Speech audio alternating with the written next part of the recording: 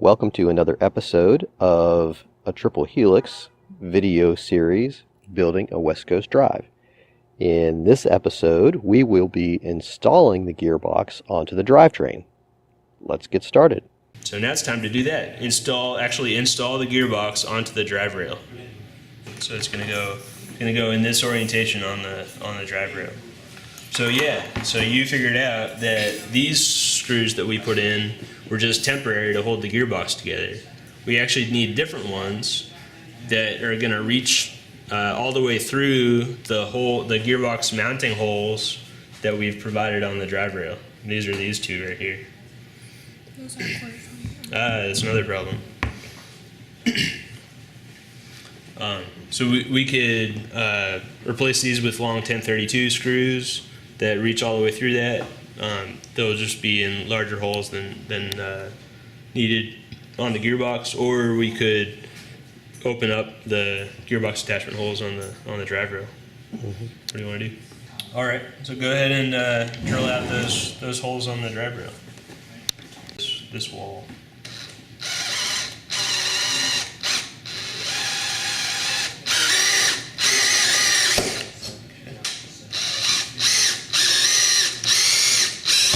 All right, so now this third operation, now I want you to make sure that you're in both holes and just go ahead and keep drilling straight through.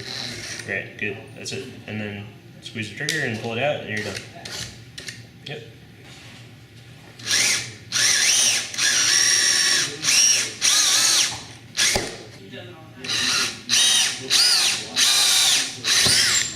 Yep, good. On the side that's the inside of the side that's going to interface with this, let's deburr those holes so that there's no burrs that are going to chew into that. And in the meantime, somebody else can remove these two screws that were just here temporarily to hold the gearbox together. Okay, you need a wrench. Two tools for that job. So if you're done with that, the next super exciting thing is we need to remove the one bearing that is on the side that's on the gearbox side. Because this one is going to take its place. This one that we stuck out so it extends halfway out, that's going to take its place. All right, so you can swap these shafts.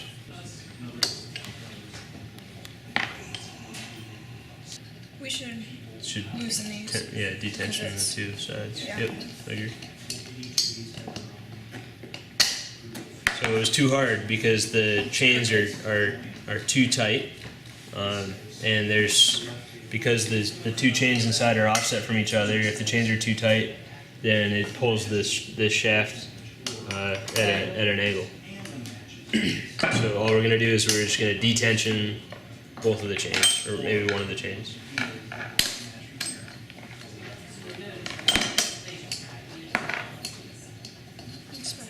So now very carefully we're going to push the replacement shaft through all the stack up of all the sprockets and spacers while trying to keep the hex splines aligned the same way. Awesome. That's a high skilled operation. We can put our bearing on the shaft here, and it should stick out halfway out of the drive rail, and it does. Good. So before we chose this amount of space so that the bearing would stick out halfway out of the gearbox, and it turns out that we have the right amount of space in the drive rail so that the bearing can be in that place. So now we're at the point where we can put our let's put this amount of space on there, and then we can attach our gearbox. Good. These are the screws for it. These are the nuts for it. We need this.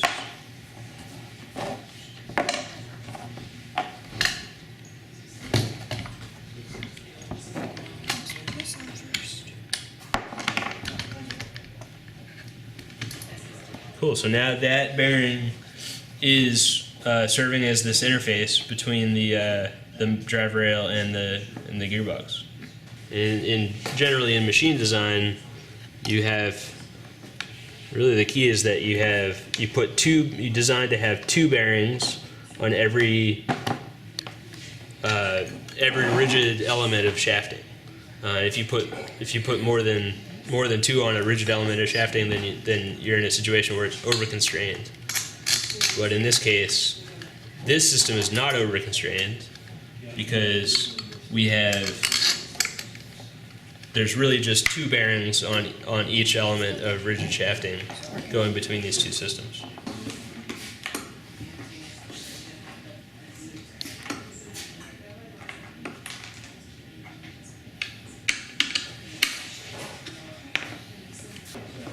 All right, you want to reinstall the output gear? Snap ring? Yep. Yep, nice.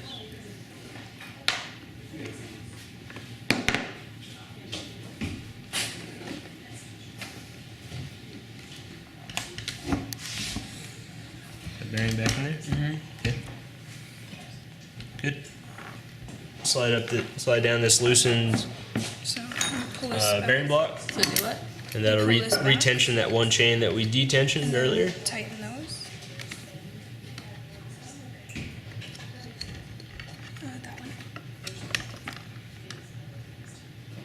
Yep, and then turn this until that's good. Just tighten that down. Yep.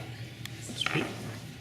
So our cluster shaft, which is the shaft that's in the center of our gearbox, has this feature where it has an extension sticking out that's been cut in half. You can see the cut.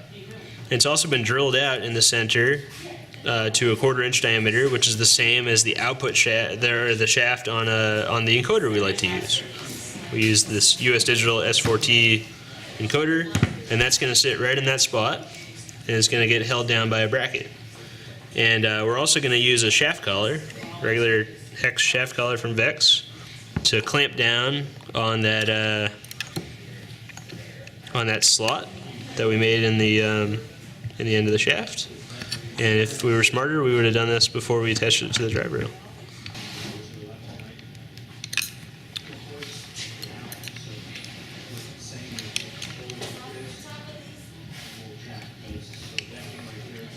Alright, so we put the shaft of the encoder into our slotted cluster shaft, and we clamp down on it with a shaft collar.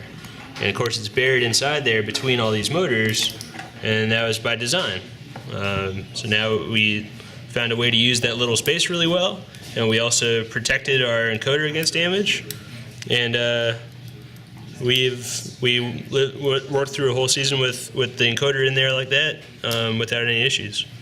Didn't have to access them. And of course, if we did have to access them, all we would have to do is pop off this center wheel, and we'd have this amount of access to our encoders.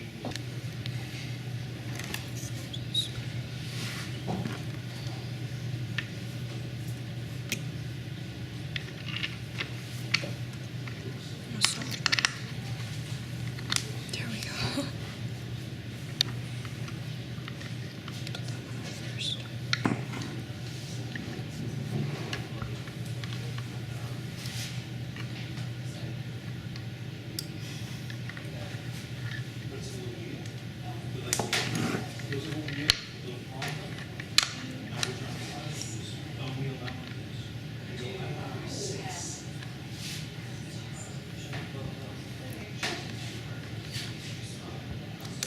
Also nice. So now we have an encoder installed. Yeah, you do it. Awesome. Okay. Now what? And then Need this snap rings. spacer goes on the outside. First that 1/8 inch spacer. Then a snap ring. Yep. And we do that, we put that spacer on there because if there's not a spacer there, if you look at those hubs, it's got a divot in it. See that little divot that's there? Right. And the side load on a wheel, if you just put a snap ring on there, that will bend and damage the snap ring. So if you put a spacer there to protect it, then it's okay. Yeah, we're not so concerned with the snap ring. It could damage the snap ring. What we don't want to damage is the groove. If we damage the groove and the snap ring destroys the groove as the wheel is pushing out, then we've got to make a whole new shaft. Go ahead. Yep. There we go. And then normally we would put a snap ring groove on there, but since this is our very last thing and we don't want to take the time, we're just going to put a shaft collar on.